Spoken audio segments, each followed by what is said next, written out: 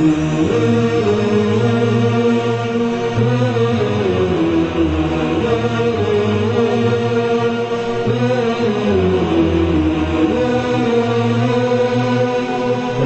nom de Dieu, le tout miséricordieux, le très miséricordieux, louange à Dieu, Seigneur de l'univers. Paix et bénédiction d'Allah sur le noble prophète et sur sa sainte famille purifiée. Bonsoir, chers frères et sœurs en Dieu. Aujourd'hui, nous allons parler d'un thème d'une immense importance. Nous savons que l'être humain, depuis sa naissance, est appelé à acquérir le savoir. Le savoir est un élément primordial dans la vie de l'être humain. Un être humain sans le savoir est comme un corps sans âme.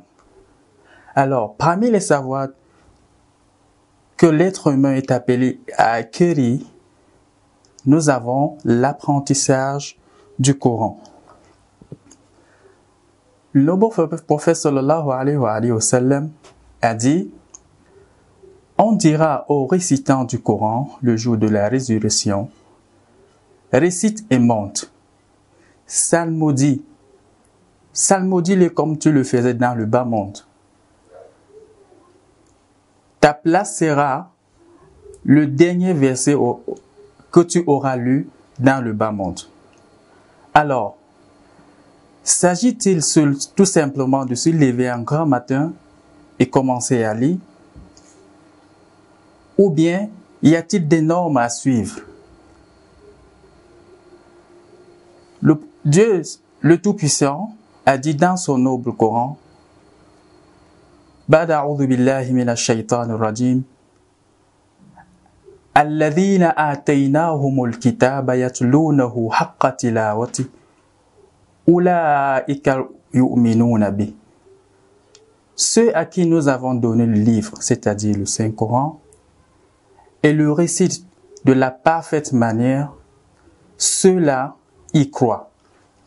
Alors, nous comprenons que l'acquisition du Coran, l'apprentissage du Coran n'est pas une chose facile. Il y a des normes à suivre. Pour cela, les savants ont énuméré à peu près 5 étapes pour pouvoir acquérir le Coran, pour pouvoir apprendre à lire le Coran d'une façon parfaite. Ce qui fait l'objet de notre étude aujourd'hui, à savoir les étapes de l'apprentissage du Coran. La première étape, il s'agit de la lecture correcte. La lecture correcte de quoi?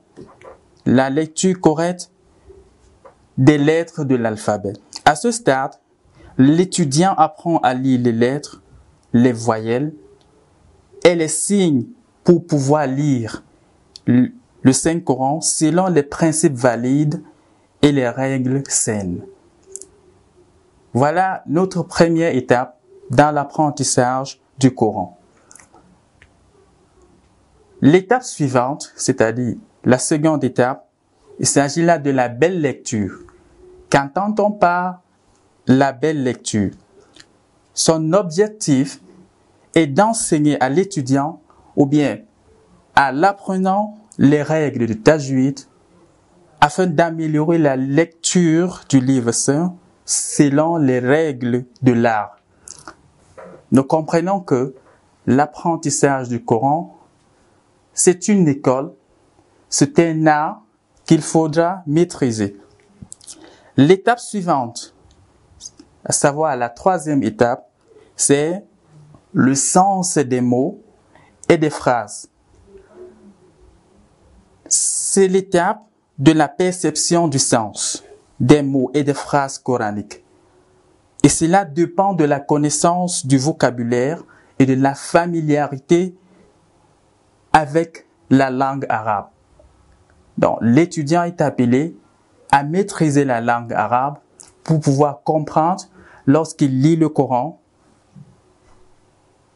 pour pouvoir comprendre le sens des mots et des phrases. C'est une étape très importante dans l'apprentissage du Coran.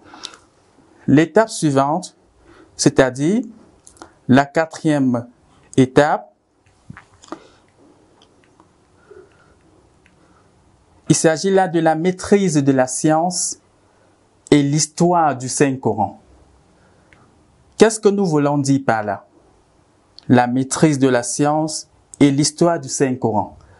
C'est une étape importante dans l'apprentissage des sciences coraniques.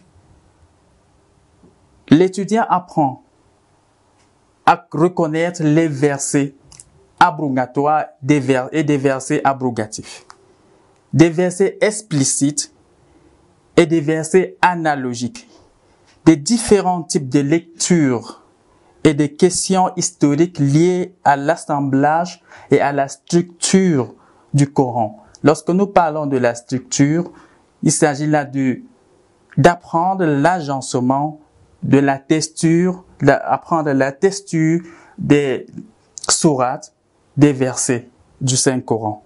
En plus de cela, il doit apprendre également les causes de la révélation des versets. Une étape très primordiale dans l'apprentissage du Coran. La 5e étape, qui est la dernière, a pour but, c'est l'apprentissage des faits nobles et connaissances approfondies. Ça, c'est l'étape suprême dans l'apprentissage du Coran. C'est le stade qui constitue le but suprême dans lequel l'étudiant se familiarise avec la science de l'interprétation et les méthodes qui y sont adaptées ou bien adoptées. Il existe donc pour cela 2 approches. La première, c'est l'interprétation hiérarchique et la seconde, c'est l'interprétation objective. Lorsque nous parlons de l'interprétation hiérarchique, il s'agit là à l'étudiant d'apprendre à clarifier la signification des versets selon leur ordre dans le Saint-Coran.